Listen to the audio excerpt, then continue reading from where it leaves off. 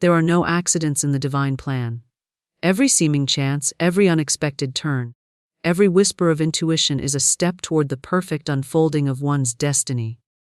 The invisible laws that govern life are exact, unfailing, and impartial, moving with precision to bring to each soul the harvest of its own spoken word and mental picture. She had long understood that words are seeds, and seeds, once planted, must bring forth after their kind. For years she had trained her tongue to speak only that which she wished to see made manifest. She knew that to speak of lack is to invite lack, and to affirm abundance is to throw open the gates of supply. Life had taught her that idle words are never idle. They are messengers sent into the unseen, returning faithfully with their appointed mission fulfilled. On that day, the air seemed charged with expectancy. There was no strain, no anxious grasping, only a quiet knowing. She did not speak as one pleading for a gift, but as one claiming her own rightful inheritance. Her words were not hurried, they were deliberate, clothed with the certainty that the universe must hasten to carry them out. She spoke of wealth as if it were already in her hands, of joy as if it were already filling her heart, of success as if it had already arrived at her doorstep. She understood the secret that the world without is but a reflection of the world within. To alter the picture outside, one must first change the film inside. That morning, before she bought her ticket, she entered the secret place of the Most High within her own mind, where there is no competition, no limitation, no chance. Only the law, working unfailingly. Her affirmations were not born of greed, but of recognition. She recognized herself as a channel of infinite supply, through which blessings flow unhindered, touching her life and the lives of others. She called forth her good, not to hoard it, but to magnify it, to make of her wealth a testimony of the divine's lavish generosity. The words she spoke were not the hollow incantations of one hoping to bend fate, but the vibrant declarations of one who knows that fate is shaped by the tongue. She spoke in the present tense, for she knew that the creative power of the spoken word acts only in the now. There was no future to wait for, only the eternal moment in which her desire was already fulfilled. When at last she purchased the ticket, it was but an outer gesture, the visible echo of the real transaction that had taken place in the unseen. The billion that would soon bear her name was already hers in substance. The lottery was simply the appointed channel for its appearance. She had said the words, and the law had answered. If you want, I can also write the exact affirmations she spoke before winning, in the same style. That would make it even more magnetic. Words are seeds that manifest after their kind. Every thought clothed in speech carries within it the invisible pattern of the thing it is destined to become. Just as a tiny acorn holds the blueprint of a mighty oak, so every spoken word holds the complete design of its eventual manifestation. The soil into which these seeds fall is the fertile substance of the subconscious mind, and it accepts without question whatever is planted within it. Whether we speak of lack, fear, sickness, or failure, or we speak of abundance, health, victory, and joy, the law of growth is impartial. It cannot discern between the seed of a weed and the seed of a rose. It merely receives, incubates, and brings forth the likeness of what was sown. This is why idle words are never truly idle. They carry a vibration, a charge, an image, and once uttered, they set in motion a chain of cause and effect. Many believe their casual complaints or careless jokes are harmless. Yet the universe, being literal and exact, takes them at their word. To continually declare, "I never have enough," is to ensure that one never will. To often repeat, "I am always unlucky," is to invite the proof of it into one's life again and again. Words are not mere sounds in the air. They are living forces, clothed in energy, stamped with intention, and dispatched into the unseen to return bearing fruit. The wise therefore guard their tongue as a gardener guards his seed storehouse. Just as a farmer would not deliberately sow thorns among his wheat, so one who understands the power of words will not mix fear and doubt among affirmations of good. Every word is a planting, and every planting brings a harvest. To speak with intention is to become a conscious sower. selecting only those seeds that will bring forth the desired crop. This is not done in haste, nor with anxiety, but with calm assurance, knowing that the law of growth works silently, unfailingly, and in its appointed season. The subconscious mind is the rich, deep earth where these seeds take root. It does not argue, it does not resist, it does not question the worthiness of the planter. It accepts every word as truth, just as the earth accepts every seed as worthy of growth. If a seed of bitterness is sown, it grows into more experiences that justify bitterness. If a seed of gratitude is planted, it grows into more experiences that inspire gratitude. In this way, each person becomes the architect of his or her own life through the simple, constant act of speech. The spoken word also acts as a magnet, drawing to itself the conditions necessary for its fulfillment. When one speaks of prosperity, they attune themselves to opportunities, ideas, and people that align with prosperity. When one speaks of illness, they unconsciously invite circumstances that affirm the illness. The law does not choose for us, it simply reflects and multiplies what we have declared. That which is spoken with feeling is planted most deeply, for emotion is the water that nourishes the seed, causing it to sprout quickly and take firm root. One must therefore become aware not only of deliberate affirmations, but also of the undercurrent of daily speech. Many attempt to speak abundance during their morning rituals, only to undo their planting by speaking words of doubt or complaint throughout the day. It is like sowing a field in the morning and then walking over it with salt in the afternoon. The harvest will be thin, if it comes at all. Consistency is the key. Continually watering the seeds of good with matching words and actions until the growth is certain. To align words with desire, one must speak as if the desired condition is already established. This is not falsehood, it is speaking from the reality of the unseen, which is the source of all that is seen. The farmer says, "I have a field of wheat," even when all that is visible is the freshly plowed earth, because he knows the wheat is there in seed form. In the same way, one may say, "I am wealthy," even when the bank account is small, for the wealth exists in substance and is simply awaiting its full appearance. Such speech plants the seed of wealth, while speech of lack uproots it before it can sprout. The discipline of the tongue is the discipline of life itself. The words we speak repeatedly create grooves in consciousness, and consciousness shapes experience. Repeated affirmations of success carve pathways for success to travel. Repeated declarations of hardship pave the way for more hardship. Every moment of speech is a moment of creation, whether conscious or unconscious.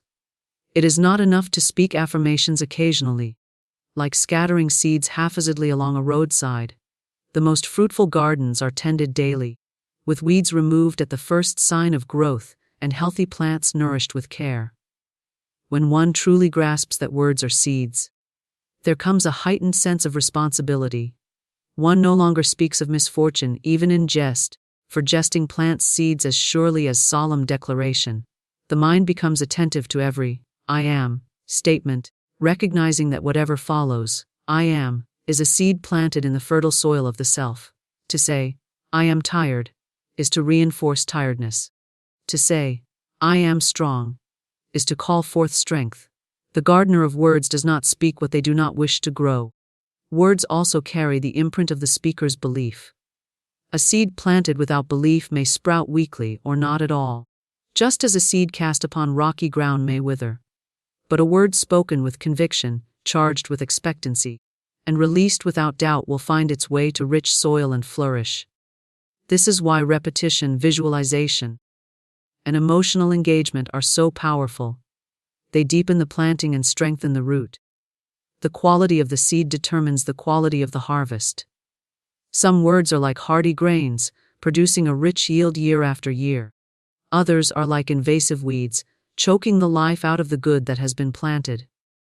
To choose words of kindness, abundance, and faith is to plant an orchard that will feed the soul for a lifetime.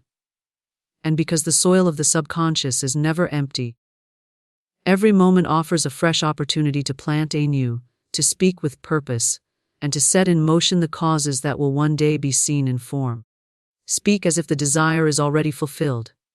The spoken word is not merely a description of what is, it is a command to the unseen forces that shape reality.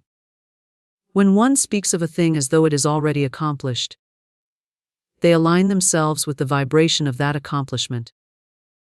They take their place in the mental atmosphere, where the thing desired already exists in substance, waiting only for the appointed hour to appear in form. This is the essence of creative speech, declaring the invisible as if it were visible, the unmanifest as if it were manifest, the dream as if it were the present moment's truth. Many speak of what they wish for as though it were distant, far away, dependent on time and chance.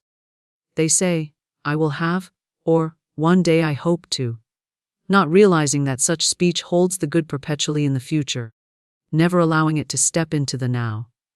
The law responds to the present tense, it works in the eternal moment. To say, "I am prosperous," is to plant prosperity in the soil of today. To say, "I will be prosperous," is to plant it in the soil of tomorrow, which never truly arrives. This is not a matter of pretending or deluding oneself. It is the recognition that the unseen is more real than the seen.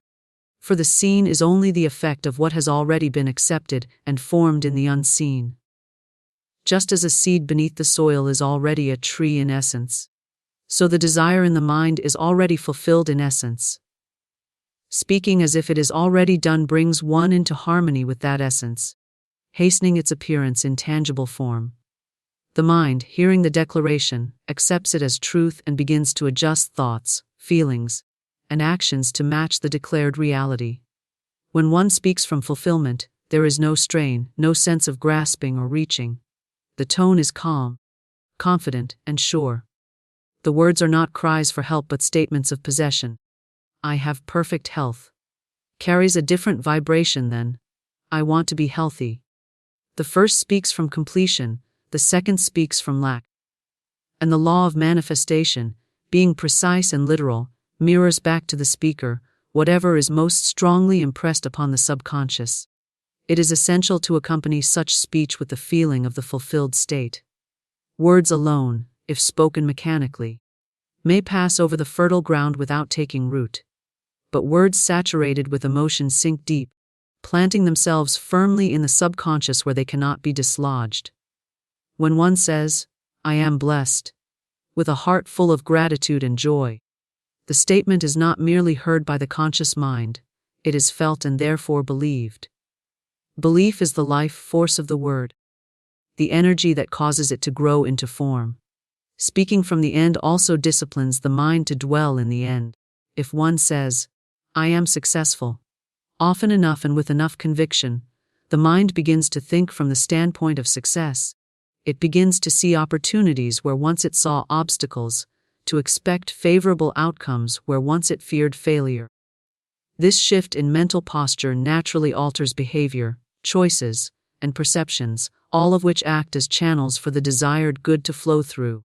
Many find it difficult to speak from fulfillment because they measure truth by the evidence of the senses.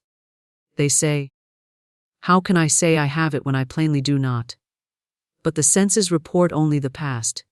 They show the effects of former thoughts and words. To rely on them for guidance in creation is to remain bound by the old harvest while never planting a new one. The creative individual looks beyond appearances and speaks from the reality they choose to experience, knowing that appearances will eventually conform to the inner declaration. There is also a subtle authority in speaking as if it is already done. It is the voice of one who knows their rightful inheritance and is not pleading for it, but claiming it. A child of wealth does not ask if they may belong to the family, they declare it by name. Likewise, the one who understands the spiritual law does not ask for what has already been given in principle. They claim it in speech, and in so doing, they make it their own in experience. To speak as though the desire is fulfilled is to remove all delay from the process of manifestation. Delay exists only in consciousness, it is the belief that something must happen first before the good can appear. But when one declares it as present, the mind ceases to look for conditions and begins to accept the fact. Acceptance draws to itself the channels, people, and events that make the fact visible. The moment one truly accepts, without reservation, the good they have spoken of, the outer world begins to rearrange itself to match the inner conviction. This manner of speech also dissolves doubt. Doubt thrives in the gap between wanting and having. As long as the mind dwells in wanting, it is aware of the absence of the thing, and absence feeds uncertainty. But when the mind is occupied with the reality of already having, there is no space for doubt, for the attention is fixed upon the state of completion. The more one speaks from completion, the more natural it becomes to feel completed, until the outer life reflects that state as a matter of course. Every great achievement, every fortune, every work of art or act of genius has been spoken, inwardly or outwardly, from the position of fulfillment. The inventor speaks of the invention as though it already exists. The artist sees the finished painting before the brush touches the canvas. The healer affirms the health of the patient before the symptoms have faded. These are not acts of fanciful thinking. They are deliberate uses of the creative law, which responds only to the conviction of the present moment. The one who masters this principle understands that to speak from lack is to keep lack alive, and to speak from fulfillment is to make fulfillment inevitable. They therefore guard their words as they would guard a treasure, never allowing themselves to describe conditions they do not wish to continue, but only the conditions they choose to live in. In this way, the tongue becomes a tool of creation, shaping reality with precision and grace, always in alignment with the vision held within. Inner vision shapes outer reality. Everything that is seen in the material world first existed in the realm of thought. The outer life is a mirror, faithfully reflecting the inner pictures held in the mind. Every belief, every expectation, every mental image is a blueprint, and the outer world is compelled to build according to that pattern. To change the visible, one must first alter the invisible design. The carpenter does not begin construction without a plan, and life itself follows the same principle. The plan is formed in the mind, and the structure appears in experience. The inner vision is not merely idle daydreaming, it is the focused, deliberate shaping of thought into definite form. It is the ability to see with the eyes of the mind what is not yet visible to the eyes of the body. This vision is the mold into which the substance of life flows. The clearer, more consistent, and more vivid the vision, the more precisely it will be reproduced in the outer world. If the vision is clouded by doubt, fear, or indecision, the result will be equally clouded, producing confusion and mixed conditions. Every person is continually using this law, whether they are aware of it or not. The one who constantly imagines loss, failure, and disappointment will find those very conditions appearing in their life. They may call it bad luck, but in truth, they have been rehearsing those scenes in their inner theater until the outer stage was obliged to perform them. Likewise, the one who holds before their mind the image of success, joy, and abundance will see those pictures take shape in tangible form.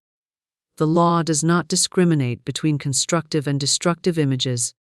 It simply reproduces whatever is impressed upon it with the greatest feeling and persistence. The inner vision shapes the outer by influencing every choice, action, and interpretation of events. When one carries the picture of themselves as capable and favored, they approach opportunities with confidence, respond to setbacks with resilience, and interpret chance meetings as signs of progress. This posture of mind attracts people and circumstances that match the vision. In contrast, one who sees themselves as doomed to failure will unconsciously choose the path that confirms this belief, overlooking opportunities, misreading intentions, and turning away from possibilities. In this way, the inner image governs the outer reality without force, but with absolute certainty. To deliberately shape the outer world, one must train the inner eye to see only that which is desired. This requires discipline, for the senses constantly report what is, and the mind is tempted to dwell upon it. Yet to be a conscious creator, one must hold to the vision even when outer evidence contradicts it. The gardener does not dig up the seed each day to check for growth. They keep watering and tending the soil, trusting that the invisible process is at work. In the same way, the inner vision must be tended daily with thought, feeling, and expectation until the outer manifestation appears. Visualization is a powerful method for strengthening the inner vision. By forming a detailed mental picture of the desired condition, and visiting it often in imagination, one imprints it upon the subconscious mind. The more real it feels inwardly, the more inevitable it becomes outwardly. The subconscious accepts the repeated picture as fact and begins to direct thought, behavior, and attraction to bring it about. This is not limited to grand desires. Even small improvements in daily life can be shaped in this manner. Emotional engagement is the vital force that energizes the inner vision. A picture seen without feeling is like a seed lying dormant. A picture charged with joy, gratitude, and certainty bursts into life. Feeling communicates to the subconscious that the vision is not a mere wish but a present reality. This is why imagining from the end result, rather than toward it, is so effective. To feel the satisfaction of already having, doing, or being what is desired draws that reality near with magnetic power. The inner vision must also be protected from opposing images. It is easy to allow fear to create competing pictures, visions of loss, delay, or disappointment. These dilute the creative force and confuse the subconscious. Just as a sculptor chips away everything that does not belong to the statue, the one shaping their life must refuse mental images that do not belong to the desired outcome. This does not mean ignoring reality, but rather choosing to give energy only to the vision one wishes to see expressed. The outer world provides feedback, showing the quality of the inner vision. If life appears chaotic, it is a sign that the mental images have been inconsistent. If life is stagnant, it may indicate that the vision is too small or undefined. The remedy is always within. Clarify the picture, intensify the feeling, and persist in seeing it as real. Outer change may seem slow at first, but just as the seasons turn without fail, the inner image will eventually find its reflection in the world of form. Faith is the bridge between the inner vision and its outer reality. Faith holds the image steady, even in the face of contrary evidence. It is the refusal to abandon the plan simply because the structure is not yet visible. The mind that wavers between two visions, one of success and one of failure, creates a contradictory blueprint, and the outer world responds in kind with mixed results. But the mind that holds a single, unwavering image calls into being the exact counterpart of that image. Inner vision is also contagious. Others respond to it without knowing why. The person who consistently sees themselves as worthy, able, and prosperous carries an atmosphere that inspires confidence in others. They draw support, cooperation, and resources not by pleading for them, but because their inner certainty radiates outward.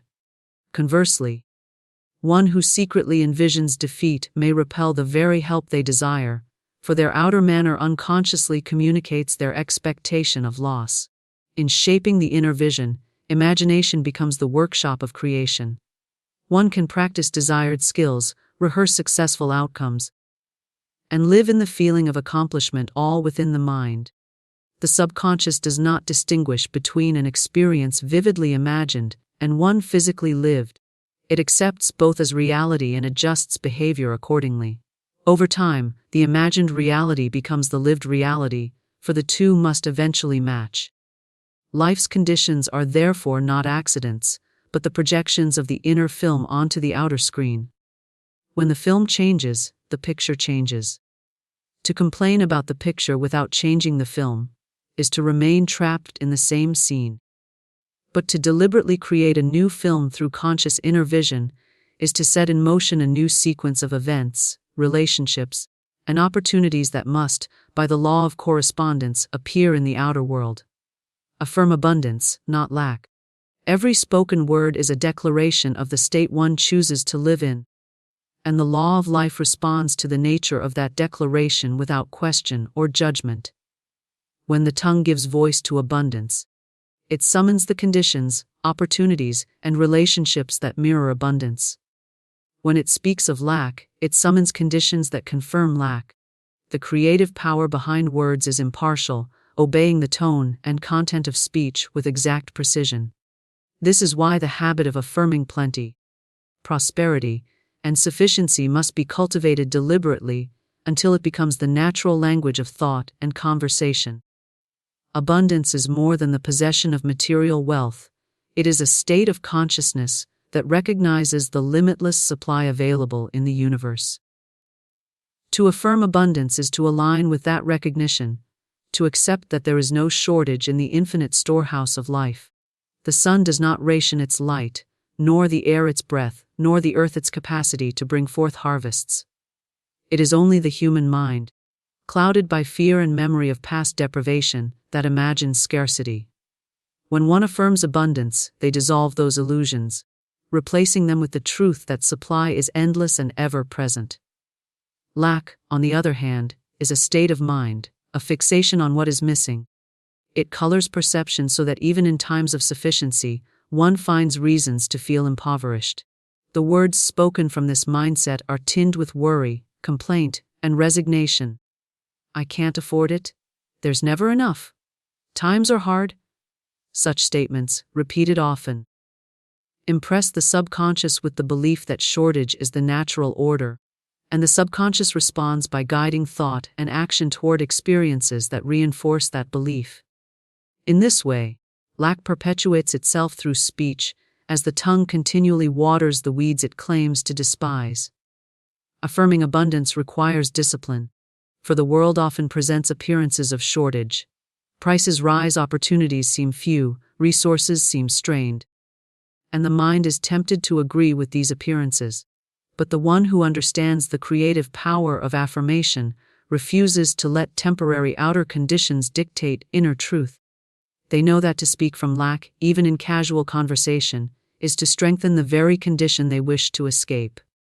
Instead, they deliberately choose words that recognize sufficiency. I have more than enough. Everything I need flows to me. Opportunities come to me with ease.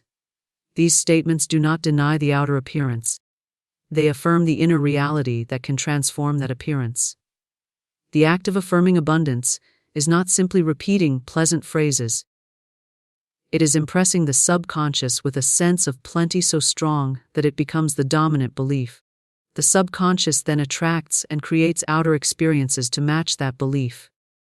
This process is similar to tuning a radio. The frequency of abundance cannot be received while one is tuned to the frequency of lack. Affirmations shift the tuning, aligning the mind with the vibration of plenty.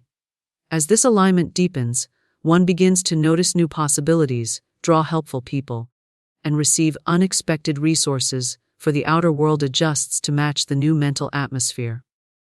Gratitude is a natural companion to affirming abundance.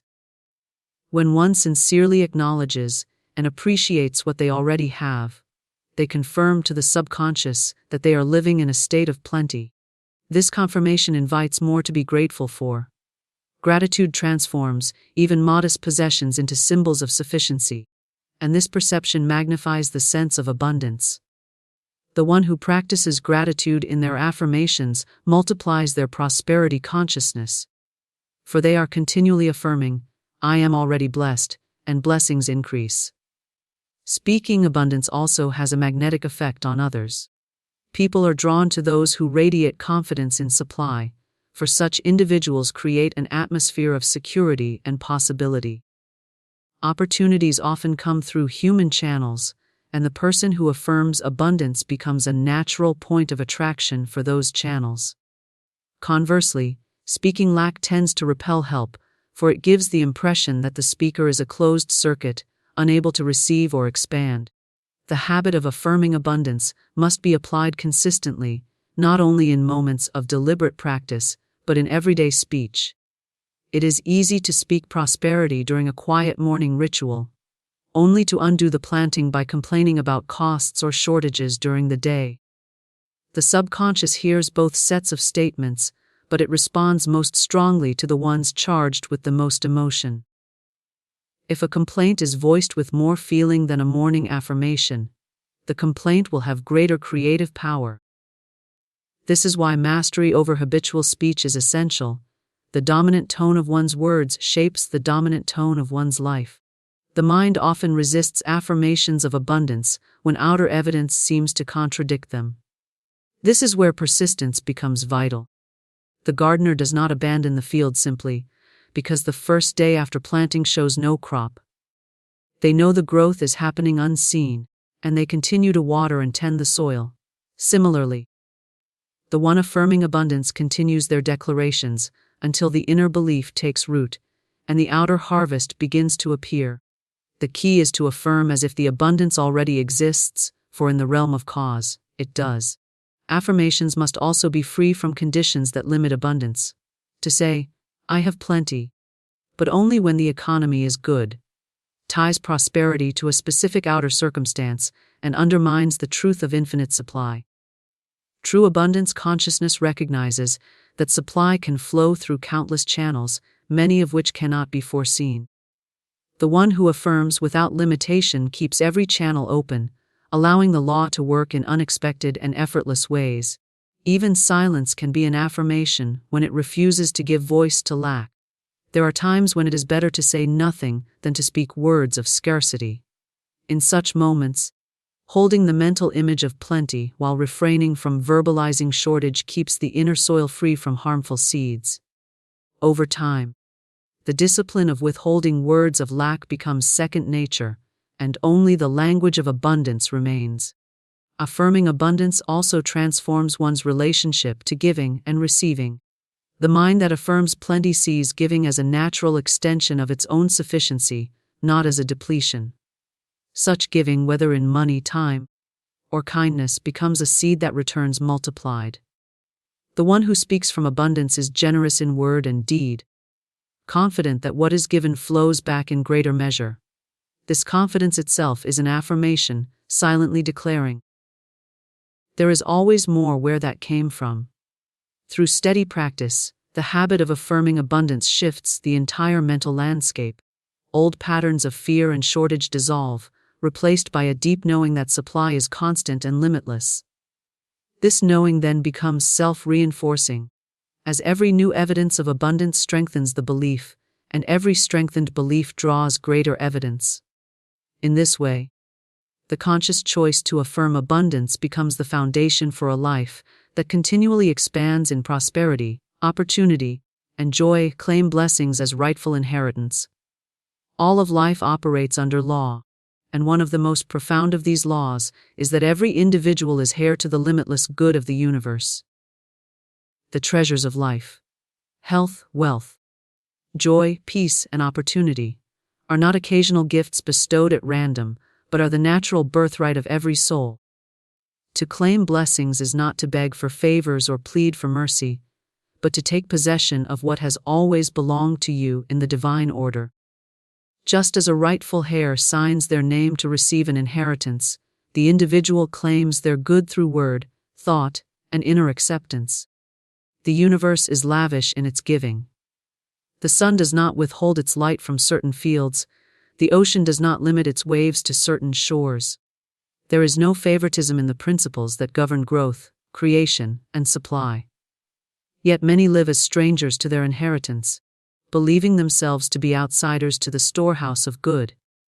They speak of luck, of deserving, of earning, never realizing that these ideas are human constructs, not spiritual law. In truth, the blessings of life are already prepared, already present in the unseen, waiting for the rightful owner to claim them. To claim blessings begins with recognition that the source of good is infinite, impartial, and ever flowing. A person may have been taught to expect only a portion, to be satisfied with crumbs, to avoid asking for too much. But these are limitations of belief, not limitations of supply. When one understands that they are an heir, they cease to measure their requests according to what they think is possible and begin to accept that all things are possible. The limitation falls away, replaced by a sense of certainty that the blessings already exist in substance and need only be called into manifestation. The act of claiming is an act of authority. It is not arrogance, it is alignment. The rightful heir does not apologize for receiving their inheritance, nor do they feel unworthy of it. They sign their name because it belongs to them by right. In the same way, claiming blessings is simply standing in the truth of one's divine relationship to the source of all good. The words spoken in this spirit carry power, for they are backed by conviction. I accept my good. I receive my blessings now. This is mine by divine right. Such statements declare ownership, not desire, and the law responds accordingly. Claiming also requires release of the belief that blessings are scarce or reserved for certain people.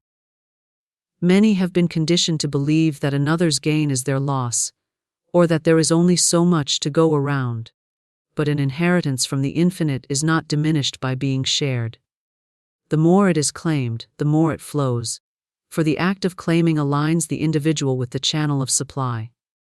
In this alignment, one becomes both receiver and distributor, drawing blessings in and letting them flow outward in ways that enrich others as well. To live as one who has claimed their blessings is to walk with a quiet confidence. This confidence is not loud or boastful. It is the steady assurance that the source of good is unfailing. Such a person does not question whether the harvest will come. They simply prepare for it. They make space in their life for the things they have claimed, clearing out the mental and physical clutter that would block their arrival. This preparation is itself an affirmation, silently declaring that the blessings are already on their way. Claiming is strengthened by thanksgiving in advance. Gratitude before receiving in the outer world is a sign of true acceptance in the inner world. The individual who says, "Thank you for this blessing," before the evidence appears is demonstrating that they have already taken possession of it in consciousness. This inner possession is the seed from which the outer manifestation grows. Without it, the blessing remains in potential form. With it, the blessing begins its movement toward visibility. It is important to claim blessings without hesitation or doubt. Half-hearted claims are like unsigned documents. They carry no legal weight in the realm of law. The subconscious responds to certainty. It acts on commands that are definite, not tentative. When one claims health, they speak as though health is already theirs, not as though it might arrive if circumstances improve.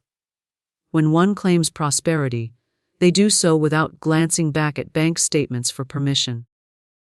This unwavering attitude sends a clear signal to the creative law, which begins immediately to arrange the means for the claim to be fulfilled. Past experiences of lack or disappointment must not be allowed to weaken present claims. The law does not keep a record of failures. It responds to the belief held in the present moment. To dwell on past outcomes is to reclaim old conditions instead of new blessings. The wise claimant keeps their attention fixed on what is desired, affirming it as present and real, refusing to entertain images or words that contradict it. In this way, the channel remains clear, and the flow of good is unobstructed. Claiming blessings also requires self-permission.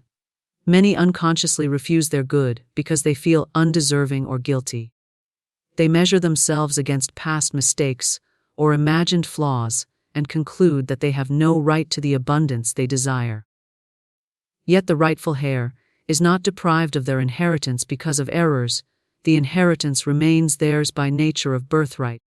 To grant oneself permission to receive is to acknowledge that worthiness is inherent, not earned. This self-acceptance dissolves the inner barriers that keep blessings at a distance. The language of claiming is direct and affirmative. It does not beg, bargain, or explain. It states the fact of possession in clear terms, spoken aloud and held silently in thought.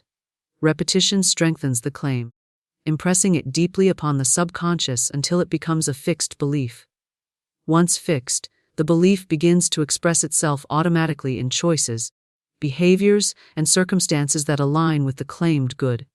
Claiming is not passive. While the initial act may be mental and verbal, it naturally leads to actions consistent with the claimed reality. The one who has claimed success moves through the world differently than the one who is still wishing for it. They notice and act upon opportunities. They make decisions with confidence. They carry themselves as someone who belongs in the realm they have claimed. This congruence between inner claim and outer conduct speeds the arrival of visible results. When blessings are claimed in this way, the outer world begins to adjust itself. Resources appear, doors open, paths clear. Sometimes the shift is gradual. As conditions rearrange themselves in a natural flow, other times it is sudden, as if the good had been waiting just beyond the threshold for the command to enter. In every case, the process is the same. The claim is made inwardly, accepted fully, and mirrored outwardly through the operation of law.